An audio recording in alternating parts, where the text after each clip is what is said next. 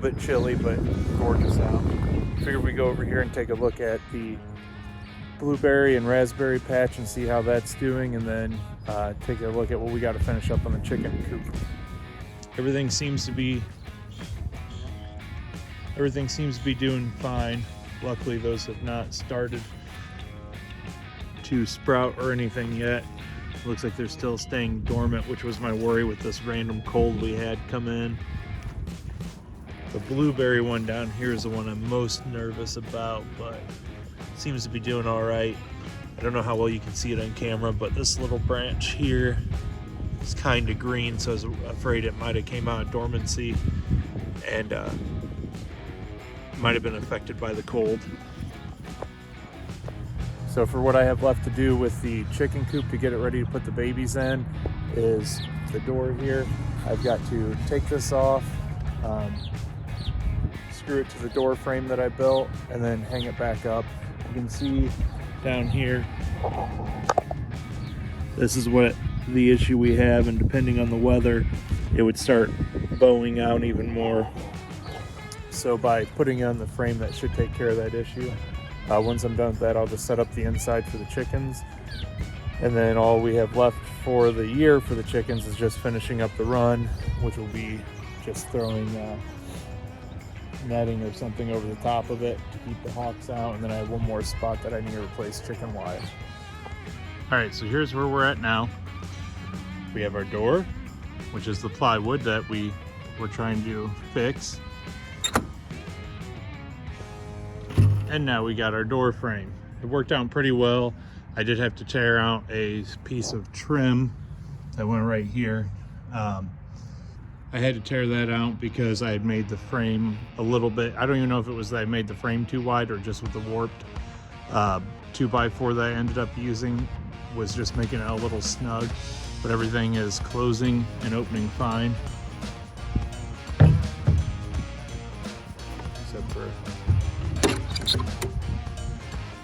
latch is great, and this is going to be a lot more secure now down at the bottom and everything than what it used to be.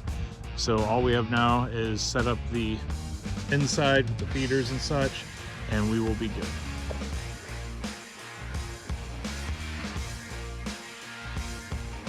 All right, so we got the straw done, as you can see.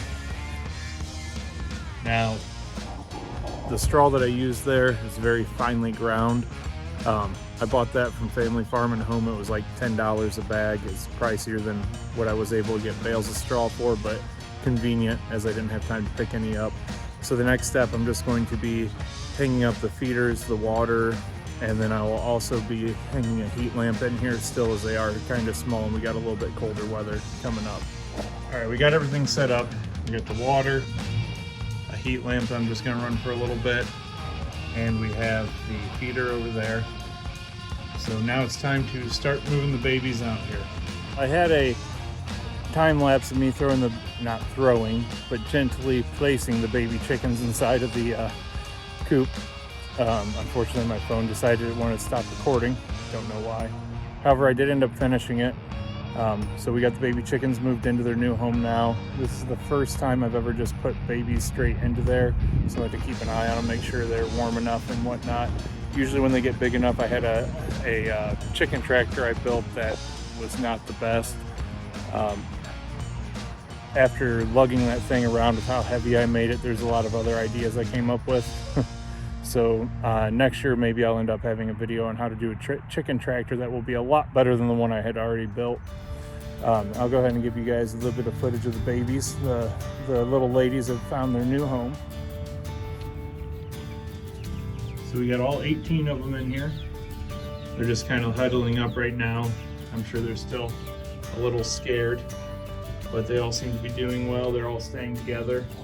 They have a lot more room now, obviously, than in that trough. So I would have liked to have had them out here sooner, but there was a lot of work that needed to be done and my work schedule wasn't allowing for it. But we do have them out here now, so that and that makes me happy because I hated seeing them cooped up. Chicken coop. Having them, sorry, made myself laugh there and forgot my train of thought.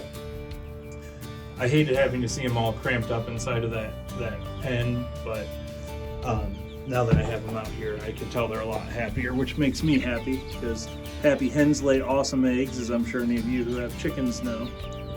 And on that note, with the happy hens thing, for any of you who have never had chickens and just get into it, one thing I will tell you, when we first got chickens, it was a few years ago, well, probably about 7 years ago.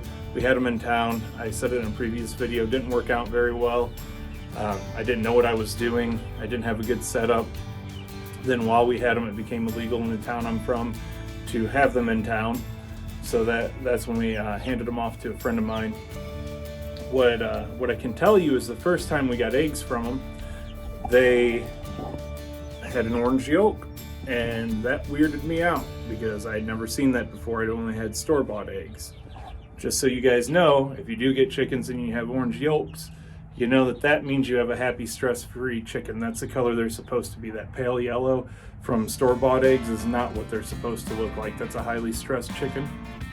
Another thing to note for if you're just getting chickens, I also, when I first got them, and it sounds silly to me now, but you know, you don't know what you don't know. We went away for like 2 days, and the ones in town laid a couple eggs for us. And I was like, oh no, these eggs have been out here for 2 days. They're going to be bad by now. So I ended up throwing them away. And then I had another time where I was away for a week, came back, and I threw away a whole week's worth of eggs because, you know, I didn't know. So for you guys who are just starting, just so you know what I didn't know, eggs last for a very long time, even in the heat or whatever. If you do not wash them, they again are good for 20 to 30 days. You might want to check them when you're pushing the limits of that. What I like to do is the float test once I start getting like past 2 weeks. And if you don't know, that's where you take an egg and you put it in a glass of water. If it tries to bob around at the bottom or one end starts floating up, that means that it's going bad. I probably wouldn't eat it myself, but if it's laying flat on the bottom, it means the eggs are still fresh. I will bring them in usually, and they usually sit on our counter for a week or so.